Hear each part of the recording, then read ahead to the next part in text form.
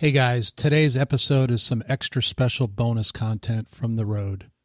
Welcome to the Sowing Seed Podcast. One guy's thoughts on family, faith, farming, and financial freedom.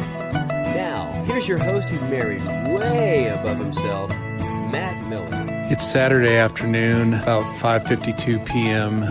on the 27th of January. I am sitting in one of the tea tasting rooms in the Bridging Hope Resort. It's up on the third floor of the resort. Beautiful, beautiful place.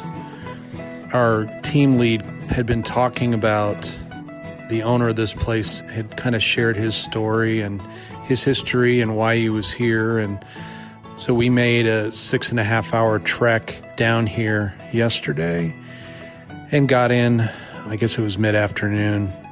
Talk about an amazing, amazing place. The scenery here, the setting could not be more beautiful. We were fortunate to get in before the fog rolled in and had several hours to tour around the place and to see the tea fields and forest, to see the wet terraces where they grow rice that are just down the hill from the resort itself, to see the fish pond that's developed and is growing fish in. Absolutely amazing. Never realized that here that we'd find such a place of peace and of rest and of beauty in the middle of our trip here to China. Samuel is a businessman here in the area and does business with a lot of the local villages all around this part of the country. His main business is tea. And so much of the day yesterday, once we arrived, the afternoon and into the evening, and then even this morning, we did tea tastings, and Samuel taught us about the different types of tea, the red tea, the black tea, the white tea. He taught us about first, second, and third generation tea trees.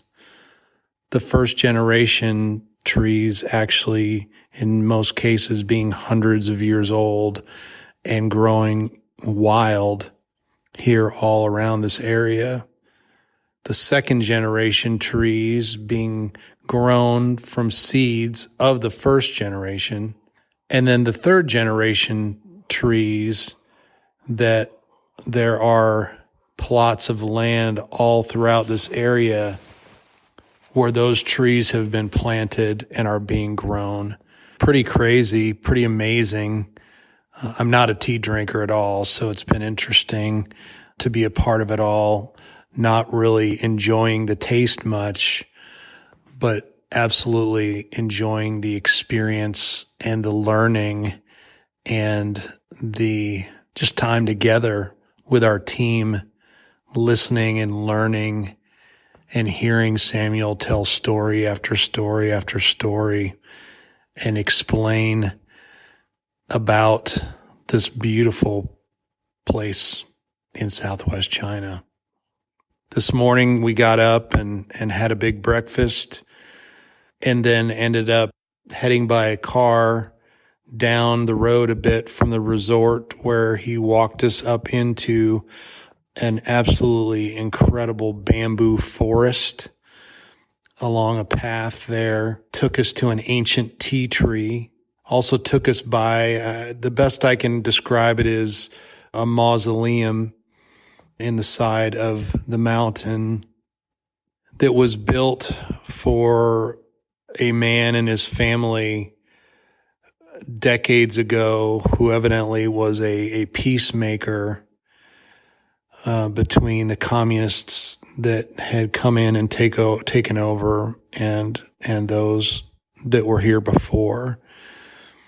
He told that story. He told the story of how tea was supposedly found or discovered initially in this region of the world. From there, we ended up hiking up a pathway that has been built here in the area up to an absolutely amazing waterfall.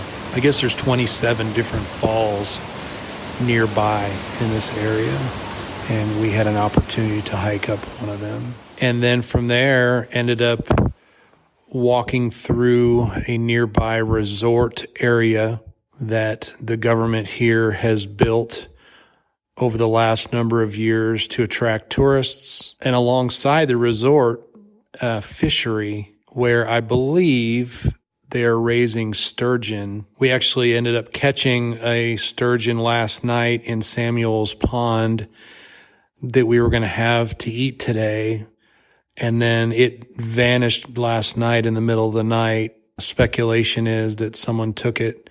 So we ended up catching with a net, and I believe buying 3 sturgeon at the fishery early this afternoon and brought those back.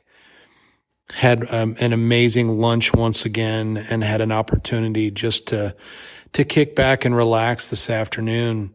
I did something here in the last couple of weeks with all my travel, staying at a bunch of different Airbnbs with different beds and different pillows, etc., to where my neck is really, really sore and pretty tight.